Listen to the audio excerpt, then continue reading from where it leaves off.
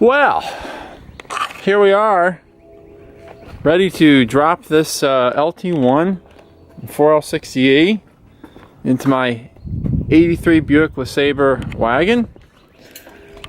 So what I've done here, basically replaced lots of parts. There was leaking oil from various places, so I replaced the valve cover gaskets and also replaced the rusted valve covers with some ones I got from a yard for a couple of bucks. New intake gasket, I believe that's where it was, the majority of it was leaking, which is pretty common on these. Let's see, what else did I do here? Oh yeah, new oil pan gasket, new oil pump, new AC compressor. The old one leaked pretty badly. New water pump, just because I was taking it off, I didn't feel like putting a corroded old piece of junk back on there.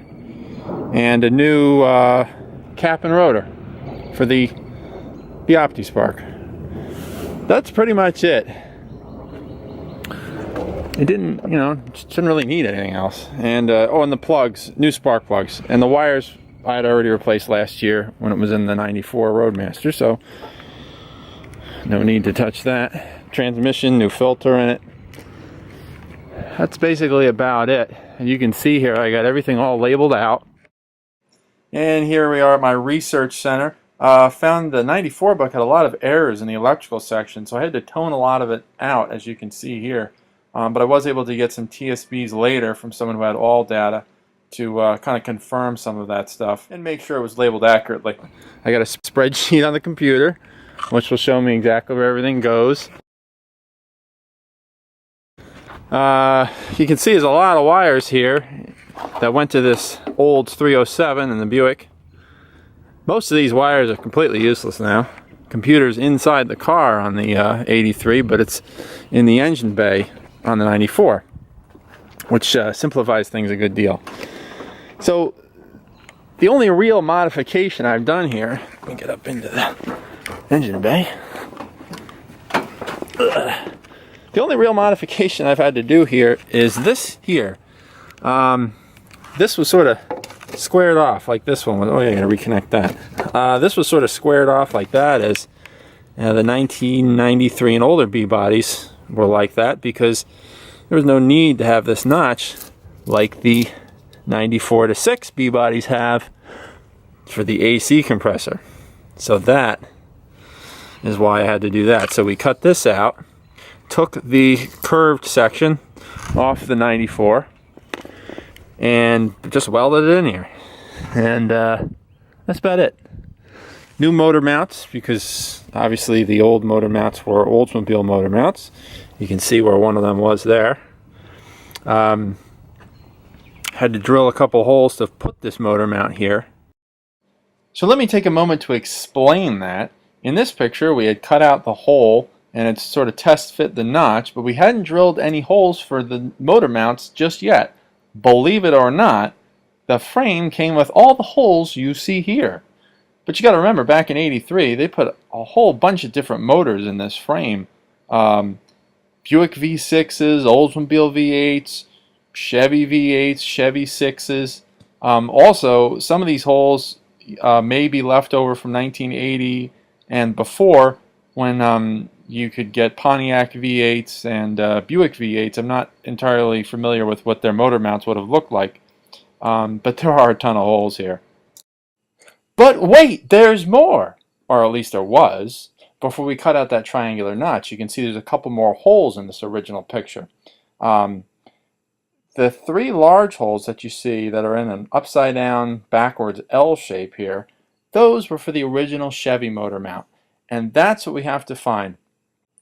Because you see, what GM did was, when they decided to put the air conditioning compressor down the bottom for the LT1, they changed that side of the engine's motor mount location by moving it back half the width of itself.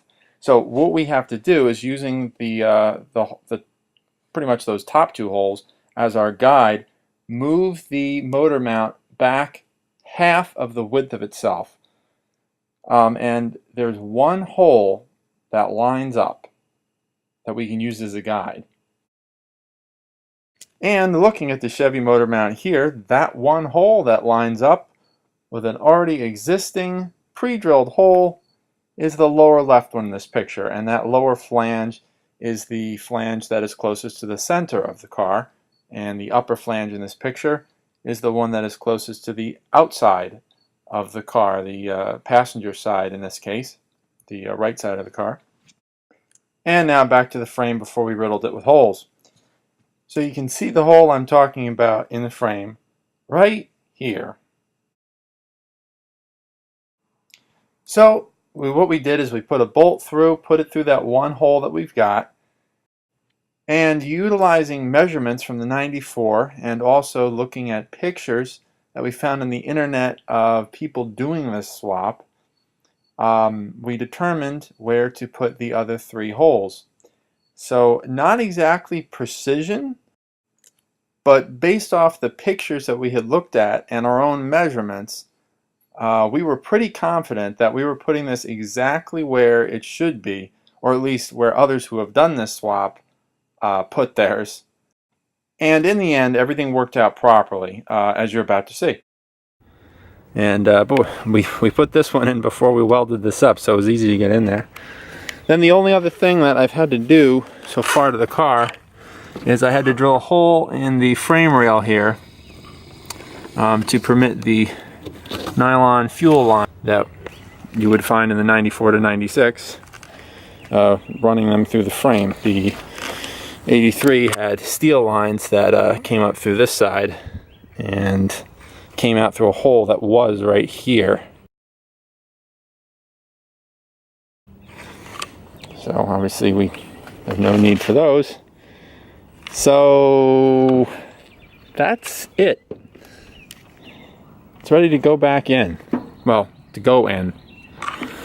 And boy, it can't come soon enough. I'm running out of cars that run and drive. This is a long time coming here. Looking forward to it. Sure has. Oh yeah. Here we go.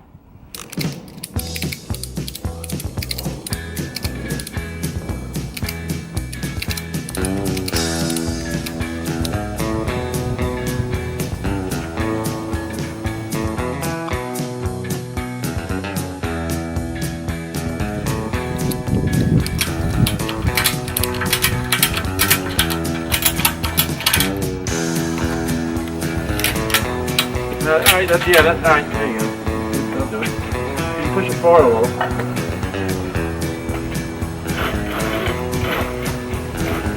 Okay, alright, hold. That's where it goes.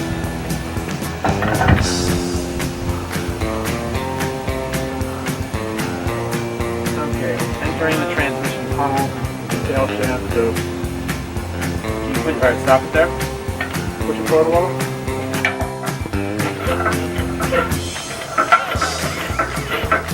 Okay, drop it down a little. One more. Clear that. Right, support. Alright, stop. Alright, push it forward.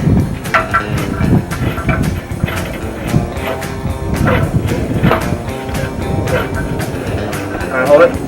We're at the firewall. There.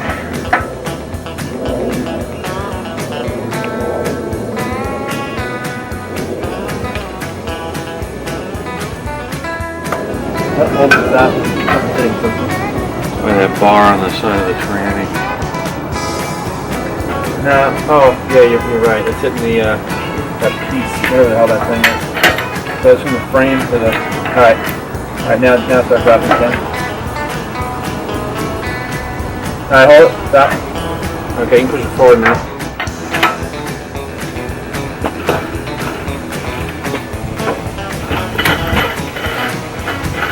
Okay.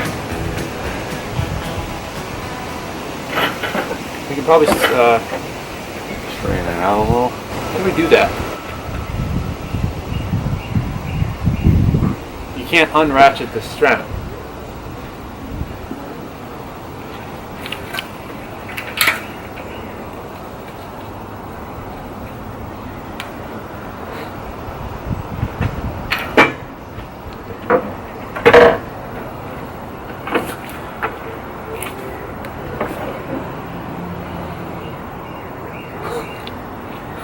seemed like a great idea. Yeah, I've done this before, but never has that happened.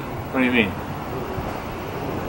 Well, the ratchet strap only goes one way. It up that high. You'll have to take another ratchet strap, put it slightly loose with this. You relieve the tension off this. Yeah, keep going back and forth with them. Yeah, I guess it's a fine mess you've gotten us into. That's what I do best.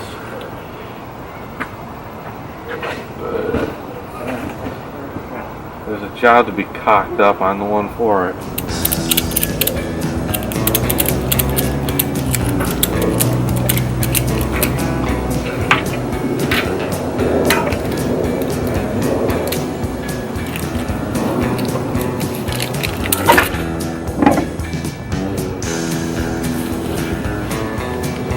I thought you were going to leave tension on that one.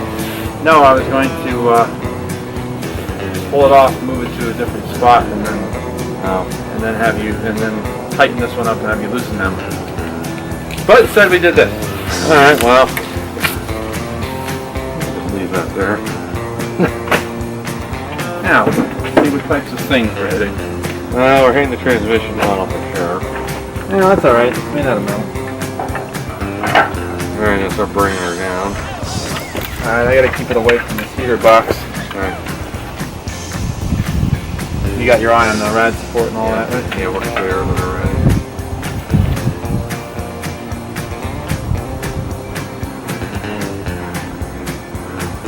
I think I pulled the 307 end here single-handedly.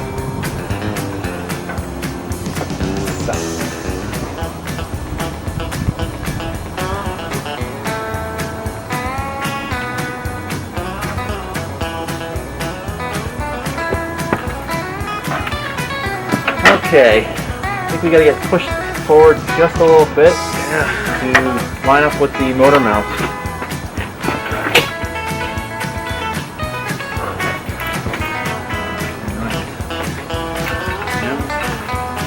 Back here.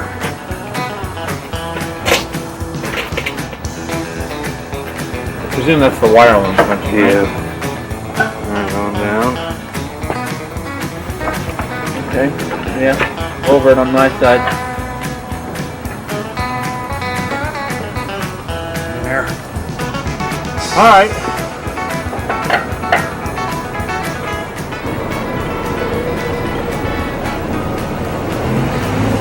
You just keep on driving.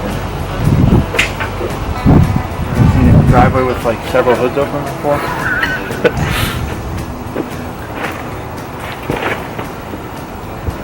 Almost like lined up perfectly. Alright, well, let me get Need some light. Yeah, light. That'd be nice, right? I'll get you the best light. I'll get you the shittiest light I can find. How's that? These are the motor mount bolts here, right? Yeah. We gotta look at the Cadillac. One goes through and one comes through the other side. Oh, is that right? Just because the way you have to get the bolt through there. Yeah, let's take a look at where we're at now. Looking good. What we're probably gonna have to do to get this to line up on the mount, probably put a jack under the tranny tail, Okay. straighten the engine out, Yeah. kind of drop further back. Yep. It's exciting. And there she sits. We didn't have any trouble getting the motor to motor mount bolts in place, so we must have put that motor mount in the right spot. Didn't have any trouble there. Well, golly, that was a lot of fun, wasn't it? Well, next time, we'll be taking a look underneath the car, and I'll be showing you everything that had to be done there.